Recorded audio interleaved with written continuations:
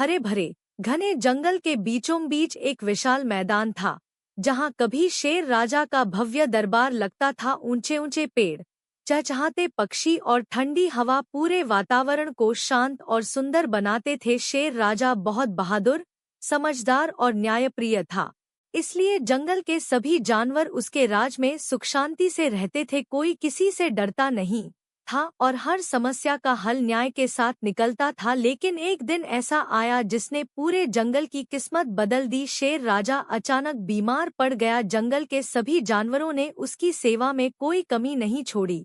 फिर भी कुछ ही दिनों में शेर राजा ने अंतिम सांस ले ली। पूरा जंगल शोक में डूब गया। अब सबसे बड़ा सवाल था कि अगला राजा कौन बनेगा। कुछ दिनों बाद जंगल के बीचों बीच एक बड़ी सभा बुलाई गई। वहां बाघ, भेड़िया, लोमड़ी, हाथी, कुत्ता, बिल्ली, खरगोश और कई अन्य जानवर इकट्ठा हुए। हर कोई अपने आप को राजा बनने के योग्य मान रहा था। बाघ ने कहा कि वह सबसे ताकतवर है, इसलिए वही राजा बनेगा।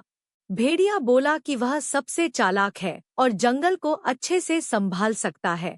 हाथी ने कहा कि वह सबसे समझदार है और सभी की भलाई सोचता है। धीरे धीरे सभा में बहस शुरू हो गई और कोई भी किसी की बात मानने को तैयार नहीं था। उसी समय एक चालाक लोमड़ी चुपचाप सब देख रही थी और उसके मन में एक योजना आई। उसने सोचा कि अगर वह खुद राजा बनने की कोशिश करेगी तो बाकी जानवर उसका विरोध करेंगे, इसलिए बेहतर होगा कि वह किसी मूर्ख को राजा बना दे और खुद पीछे से सारी सत्ता अपने हाथ में रखे। लोमड़ी की नज़र एक सीधे सादे गधे पर पड़ी। गधा भोला था, मेहनती था, लेकिन उसे अपनी तारीफ सुनना बहुत अच्छा लगता था।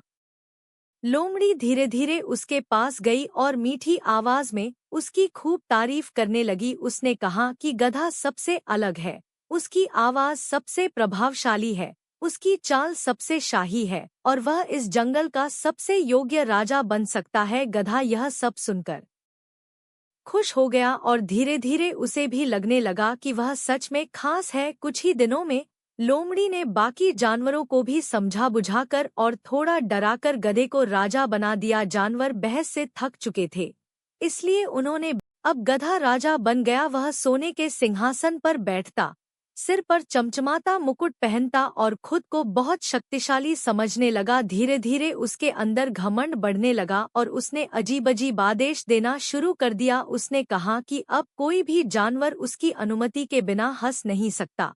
हर जानवर को रोज उसके लिए खाना लाना होगा और जो उसकी बात नहीं मानेगा उसे सजा दी जाएगी। बेचारे जानवर डर के मारे चुप हो गए। जंगल में डर और अन्याय का माहौल फैल गया। शेर और बाघ जैसे ताकतवर जानवर भी कुछ नहीं कर पा रहे थे, क्योंकि वे आपस में एकजुट नहीं थे। गधा राजा को लगने लगा कि वह सच में बहुत महान और शक्तिशाली है, लेकिन असल में वह सिर्फ लोमड़ी के इशारों पर चल रहा था। इसी जंगल में एक छोटा सा खरगोश रहता था, जिसका नाम चीकू था। वह भले ही छोटा था, लेकिन बहुत समझदार था। उसने देखा कि कैसे गधा राजा जंगल के जानवरों पर अन्याय कर रहा है और सब डर के कारण चुप हैं।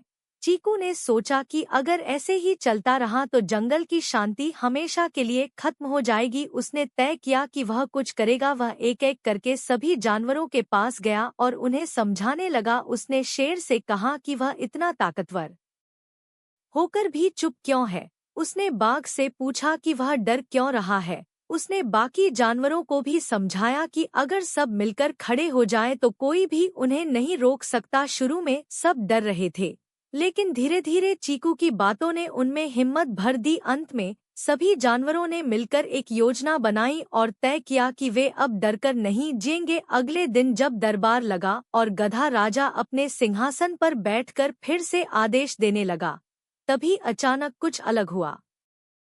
सभी जानवर एक साथ खड़े हो गए। शेर आगे बढ़ा और जोर से बोला कि अब बहुत हो चुका है। गधा यह देखकर घबरा गया, क्योंकि पहली बार कोई उससे डरा नहीं था। बाघ ने कहा कि राजा बनने के लिए सिर्फ ताकत नहीं, बल्कि बुद्धि और न्याय भी जरूरी है। भेड़िया ने कहा कि राजा वह होता है जो सबकी रक्षा करे, न कि उन्हें डराए। कुत्ता, बिल्ली, मुर्गा और बाकी सभी जानवर भी एक साथ बोलने लगे कि अब वे अन्याय नहीं सहेंगे।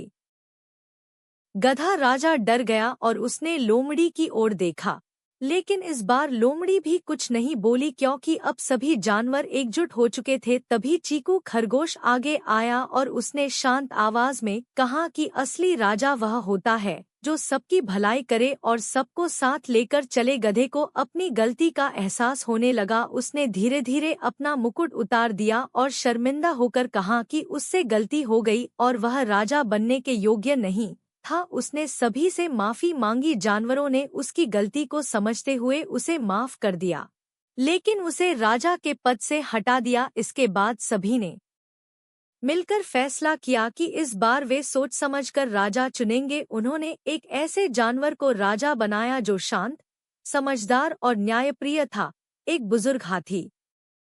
हाथी राजा ने आते ही सबसे पहले कहा कि इस जंगल में अब कोई किसी से नहीं डरेगा और सभी मिलकर प्यार और शांति से रहेंगे। धीरे धीरे जंगल में फिर से खुशियां लौट आईं। जानवर फिर से हंसने लगे, पक्षी फिर से गाने लगे और पूरा जंगल पहले की तरह खुशहाल हो गया। गधा अब एक साधारण जीवन जीने लगा, लेकिन इस बार वह पहले जैसा नहीं था। उसने घमंड छोड़ दिया था और अब वह विनम्र और समझदार बन चुका था। उसे समझ आ गया था कि सिर्फ तारीफ सुनकर कोई महान नहीं बनता और असली ताकत दूसरों की भलाई करने में होती है। इस कहानी से हमें यह सीख मिलती है कि असली ताकत एकता में होती है।